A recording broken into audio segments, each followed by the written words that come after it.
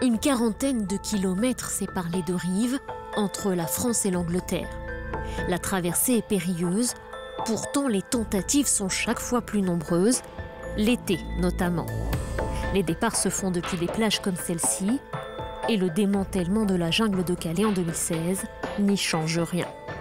La question migratoire fait aujourd'hui l'objet d'un bras de fer entre Londres et Paris. Bonjour à tous, soyez les bienvenus dans ce nouveau numéro de C'est en France. Nous sommes cette semaine à Calais. C'est depuis ce littoral nord de la France que les traversées clandestines de la Manche s'organisent de jour comme de nuit, conscients du danger mais en quête d'une vie meilleure. Les candidats à l'exil n'ont qu'un seul objectif, rejoindre l'Angleterre à moins de 40 km d'ici. Dès le lever du jour, ils survolent les côtes de la Manche à bord de ce petit avion. 2 policiers, à l'affût de la moindre trace d'une traversée qui se prépare, sur les plages ou dans les dunes. La mer est plate, la météo optimale, et après quelques minutes de vol, près de Dunkerque, ils repèrent un groupe de migrants. Alors, je vais arriver comme ça, je vais passer au-dessus de la végétation, comme ça tu auras la plage, et le groupe étant vraiment en bordure de plage. Les policiers signalent leur position, prennent quelques clichés. Une trentaine de personnes semblent attendre quelque chose ou quelqu'un. Ils sont en attente, mais ils n'ont pas le matériel. Et le but, c'est d'interpeller le passeur quand il va amener le matériel. Ils ne vont pas livrer un bateau alors qu'ils ont été localisés. Au sol, les forces de l'ordre prennent le relais pour empêcher l'arrivée du bateau. Départ avorté pour ces candidats à l'exil. Mais toutes les tentatives ne peuvent être stoppées à temps. Quelques instants plus tard, les policiers repèrent ce Zodiac en pleine mer.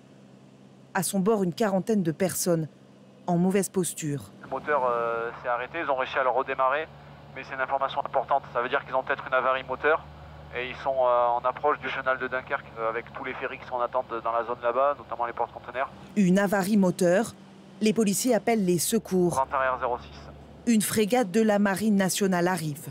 Le plus souvent, elle laisse les migrants poursuivre leur route et n'intervient qu'en cas de panne ou de naufrage pour leur porter assistance. De jour comme de nuit, les tentatives de passage se multiplient cet été à la faveur de conditions météo favorables. Au sol, les forces de l'ordre se heurtent à des réseaux de passeurs toujours plus organisés, comme le constatent ces policiers chaque nuit. Ils quadrillent les zones de transit, comme ce bunker jonché de sacs de couchage ou ces dunes, mais leur mission est de plus en plus compliquée. Maintenant, ils ont même des guetteurs, c'est-à-dire qu'ils ont des guetteurs dans les dunes qui les avertissent de notre arrivée. C'est pour ça qu'on essaye d'être le plus discret possible également. Et de plus en plus, le matériel nautique qu'on pouvait essayer de chercher avant dans la journée ou la veille, on ne le trouvera plus puisqu'il est livré, on va dire, minutes. Ce Soudanais rencontré à Calais a déjà tenté la traversée une fois. Cela coûte entre 2 000 et 5 000 euros, et peu importe les risques, dit-il.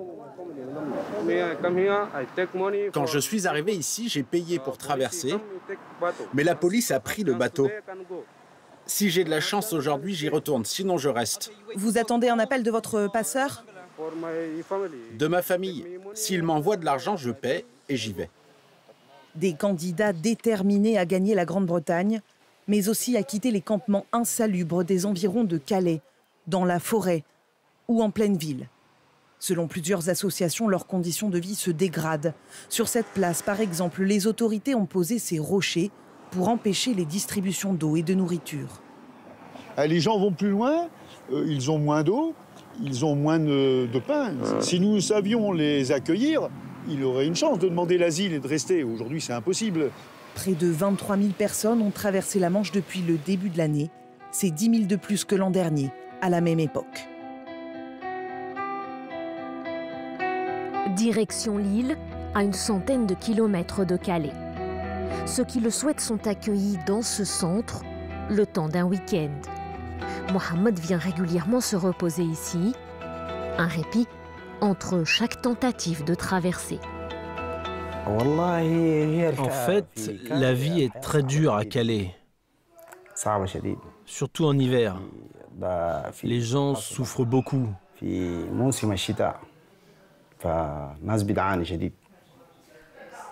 La vie au Soudan était très difficile, c'est-à-dire... il n'y a pas de mots pour la décrire.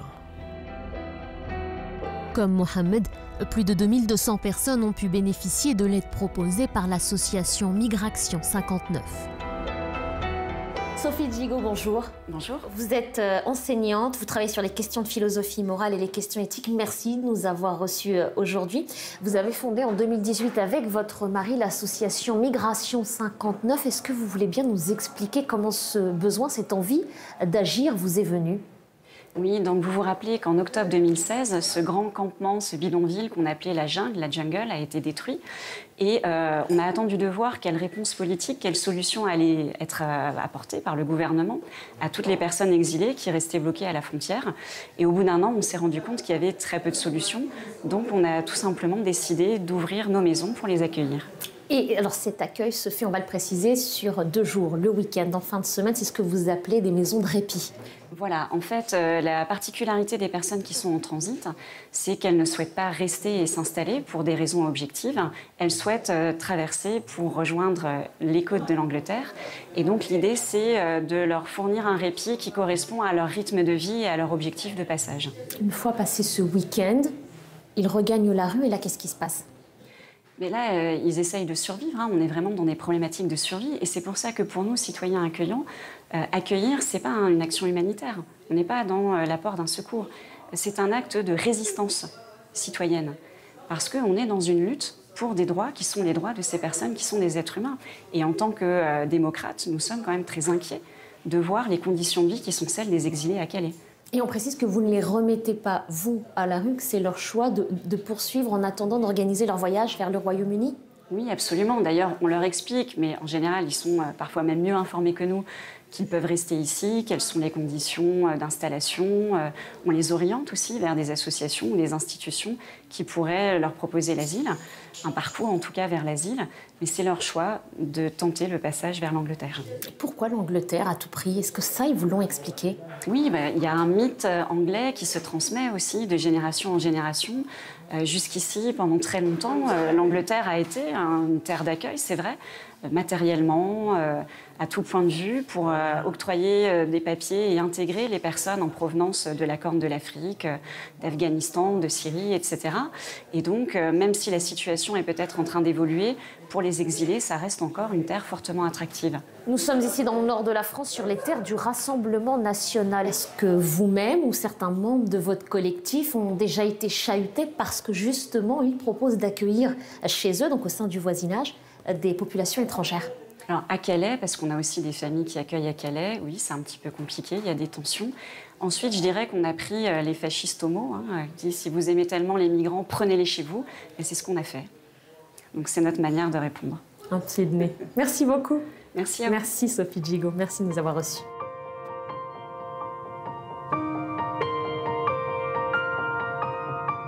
Pour tenter de lutter contre cette immigration clandestine, Paris et Londres signent en février 2003 les accords du Touquet. Mais depuis, la situation s'est amplifiée, le Brexit a été acté. En somme, le dispositif tel qu'il existe aujourd'hui ne semble plus du tout adapté. Derrière la beauté de ces plages sauvages, des rêves et des vies brisées par centaines. Le naufrage le plus meurtrier jamais connu dans la Manche a lieu le 24 novembre 2021. 27 migrants meurent au large de Calais en essayant de rejoindre l'Angleterre. Parmi eux, 17 hommes, 7 femmes et 3 enfants. La lutte contre l'immigration clandestine ne peut se faire que si la Belgique, l'Allemagne, les Pays-Bas, la Grande-Bretagne s'y mettent tous ensemble. Nous le faisons peut-être pas encore assez. Côté britannique, Boris Johnson affirme qu'il souhaite aussi une plus grande coopération avec l'Union européenne. Of course, we have to work with our French friends, with our European partners. And I say to our partners across the Channel, now is the time for us all to step up. To work together. Pourtant, Paris et Londres coopèrent depuis de longues années sur le sujet. Février 2004, les accords du Touquet entrent en vigueur. Ils doivent réguler l'immigration entre les deux pays, notamment clandestine, et complètent le protocole de Sangatte, signé 4 ans plus tôt. Les flux de personnes se déplaçant entre la France et le Royaume-Uni sont étroitement contrôlés sur les mers et dans les airs. Mais le problème s'accentue avec les crises migratoires. De plus en plus de personnes se pressent sur les côtes françaises. Entre 2009 et 2018, de nouveaux accords viennent renforcer la sécurité des frontières, mais le Brexit rebat les cartes. Londres ne peut plus renvoyer de migrants déjà fichés dans d'autres pays européens et ses centres d'accueil sont vite saturés. Le gouvernement britannique est sous pression de durcir sa position vis-à-vis de la France pour que la France intercepte ou empêche ces embarcations de fortune de faire le trajet. Pour certains politiques, comme la maire de Calais, les Britanniques jouent un double jeu sur la question migratoire pour servir leurs intérêts. Si les migrants veulent passer, c'est parce que les Britanniques eux-mêmes créent l'appel d'air. Ils créent l'appel d'air puisqu'ils n'ont rien touché à leur législation depuis 20 ans, donc depuis le centre de Sangatte. C'est toujours les mêmes conditions d'accueil en Angleterre, voire parfois améliorées. Et ils ont besoin de cette main-d'œuvre qui travaille au noir pour avoir cette économie parallèle. Dès lors, les accords du Touquet peuvent-ils être renégociés? Oui, sur le plan juridique, mais il faut que les deux parties se mettent d'accord sur un nouveau protocole. Et sur ce plan, aucune nouvelle avancée concrète ne semble possible pour l'instant. C'est la fin de cette émission. Merci à vous de l'avoir suivi. Rendez-vous la semaine prochaine sur France 24 pour un nouveau numéro de C'est en France.